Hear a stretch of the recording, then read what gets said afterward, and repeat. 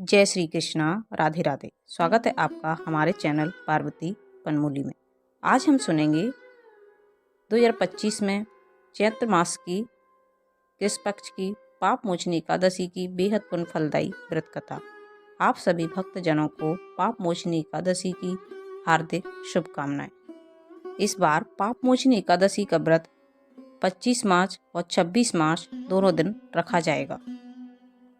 सबसे पहले बोलिए भगवान श्री हरि विष्णु जी की जय हो, भगवान गोविंद की जय हो, माता लक्ष्मी की जय हो। आइए सुनते हैं। एक बार अर्जुन ने भगवान श्री कृष्ण से कहा, हे मधुसूदन, आपने फाल्गुन मास के शुक्ल पक्ष की एकादशी अर्थात आमल की एकादशी के बारे में विस्तार पूर्वक बतलाया था। अब चैत्र माह के कृष्ण पक्ष में आने वाली एकादशी का क्या नाम है तथा उसकी विधि क्या है, कृपया करके आप मेरी बढ़ती हुई जिज्ञासा को शांत करें। तब भगवान श्री कृष्ण ने कहा, हे अर्जुन, चैत्र मास के कृष्ण पक्ष की एकादशी को पाप मोचनी एकादशी के नाम से जाना जाता है। एक बार की बात है, पृथ्वीपति राजा मानधाता ने लोमस ऋषि से यही प्रश्न किया था जो तुमने मुझसे किया है। इसलिए जो कुछ भी ऋषि लोमस ने राजा मानधाता को बतलाया था वही मैं तुमसे कह रहा हूँ। ध्यानपूर्वक सुनो। राजा मानधाता ने धर्म के गहनतम रहस्यों के ज्ञाता महर्षि लोमस जी से पूछा, ये ऋषि श्रेष्ठ, मनुष्यों के पापों का मोचन किस प्रकार संभव है? कृपया कर कोई ऐसा सरल उपाय बताएं जिससे सभी को सहज ही पापों से छुटकारा मिल जाए। तब महर्षि लोमस जी ने कहा, चैत्र मास के कृष्ण पक्ष की एकादशी का नाम पाप मोचनी एकादशी है। उसके व्रत के प्रभाव से मनुष्यों के अनेक पाप नष्ट हो जाते हैं। मैं तुम्हें इस व्रत की कथा सुनाता हूँ, ध्यानपूर्वक श्रवण करो। प्राचीन समय में चैत्ररथ नामक एक वन था। उसमें अप्सराएं किन्नरों के साथ विहार किया करती थीं। वहाँ सदैव बसंत का मौसम रहता था, अर्थात उस जगह सदा नाना प्रकार के पुष्प खिले रहते थे। कभी गंधर्व कन्याएं विहार करती, कभी देवेंद्र अन्य देवताओं के साथ क्रीड़ा खेला करते थे। उसी वन में मेधावी नाम के एक ऋषि भी तपस्या में लीन रहते थे। वे शिव भक्त थे। एक दिन मंजू घोषा नामक एक अप्सरा ने उनको मोहित कर उनकी निकटता का लाभ उठाने की चेष्टा की। इसलिए वह कुछ दूरी पर बैठ वीणा बजाकर मधुर स्वर में गान करने लगी। उसी समय शिव भक्त महर्षि मेधावी को कामदेव भी जीतने का प्रयास करने लगे। कामदेव ने उस सुंदर अप्सरा के भ्रूत का धनुष बनाया, कटाक्ष को उसकी प्रत्यंचा बनाई और उसके नेत्रों को मंजू घोषा अप्सरा का सेनापति बनाया। इस तरह कामदेव अपने शत्रु भक्त को जीतने को तैयार हुए। उस समय महर्षि मेधावी भी युवा अवस्था में थे और काफी हष्ट-पुष्ट थे। उन्होंने यज्ञ उपवीत तथा दंड धारण कर रखा था। वे दूसरे कामदेव के समान प्रतीत हो रहे थे। उस मुनि को देखकर कामदेव के बस में हुई मंजू घोषा ने धीरे धीरे मधुर वाणी से वीणा पर गायन शुरू किया तो महर्षि मेधावी मंजू घोषा के मधुर गाने पर तथा उसके सौंदर्य पर मोहित हो गए। वह अप्सरा मेधावी मुनि को कामदेव से पीड़ित जानकर उनसे आलिंगन करने लगी। महर्षि मेधावी उसके सौंदर्य पर मोहित होकर शिव रहस्य को भूल गए और काम के वशीभूत होकर उसके साथ रमण करने लगे। काम वासना के वशीभूत होने के कारण मुनि को उस समय दिन रात का कुछ भी ज्ञान नहीं रहा और काफी समय तक वे रमण करते रहे। उसके बाद मंजू घोषा उस मुनि से बोली, हे ऋषिवर, अब मुझे बहुत समय हो गया है, इसलिए स्वर्ग जाने की आज्ञा दीजिए। अप्सरा की बात सुनकर ऋषि ने कहा, हे मोहिनी, हे सुंदरी, संध्या को तो आई हो, प्रातः काल होने पर चली जाना। ऋषि के ऐसे वचनों को सुनकर अप्सरा उनके साथ रमण करने लगी। इसी प्रकार दोनों ने साथ साथ बहुत समय बिताया। मंजू घोषा ने एक दिन ऋषि से फिर कहा, हे ऋषिवर, आप मुझे स्वर्ग जाने की आज्ञा दीजिए।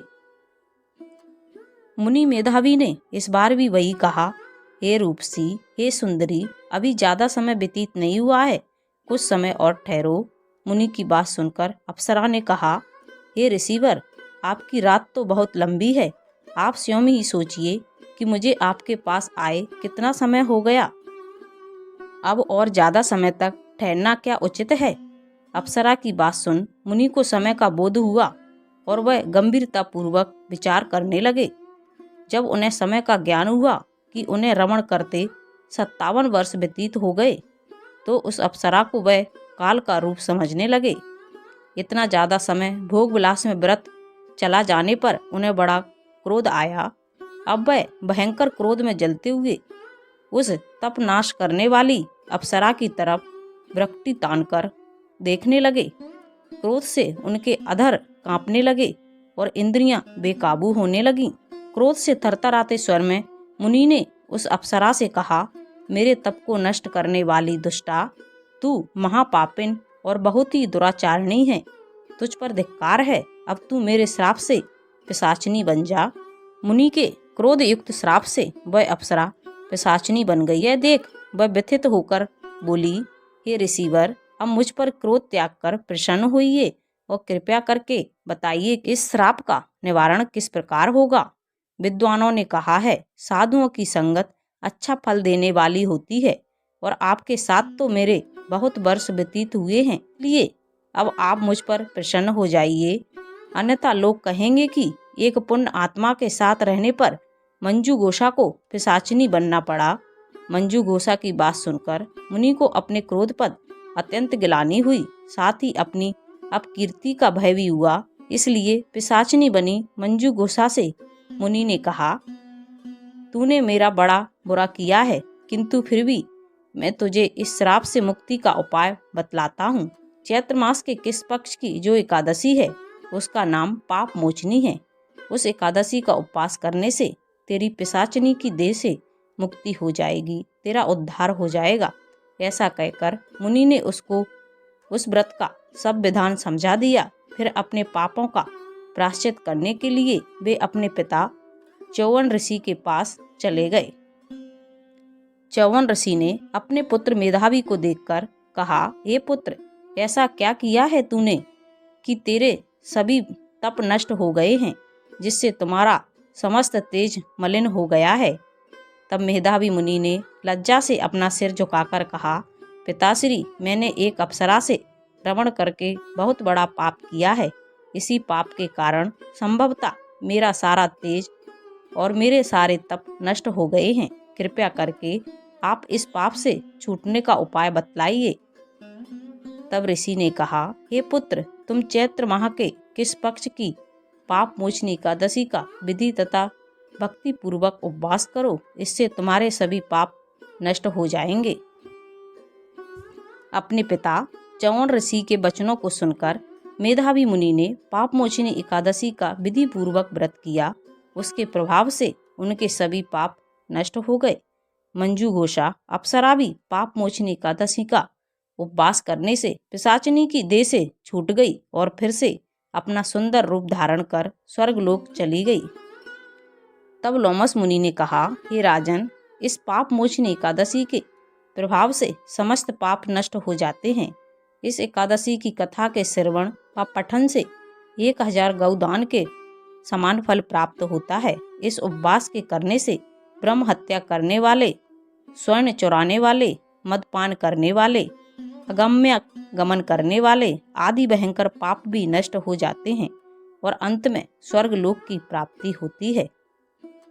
तो ये थी चैत्र मास के कृष्ण पक्ष की पाप मोचनी एकादशी की बेहद पुण्य फलदायी व्रत कथा। अगर आपको अच्छी लगे तो प्लीज़ चैनल को लाइक, शेयर एंड सब्सक्राइब कीजिए। साथ में बेल आइकन को ऑन कर लीजिए ताकि जब भी लेटेस्ट वीडियो अपलोड करें उसकी जानकारी सबसे पहले आपको मिल जाए। और कमेंट में जय श्री हरि का जयकारा अवश्य लगाइए। Thank you.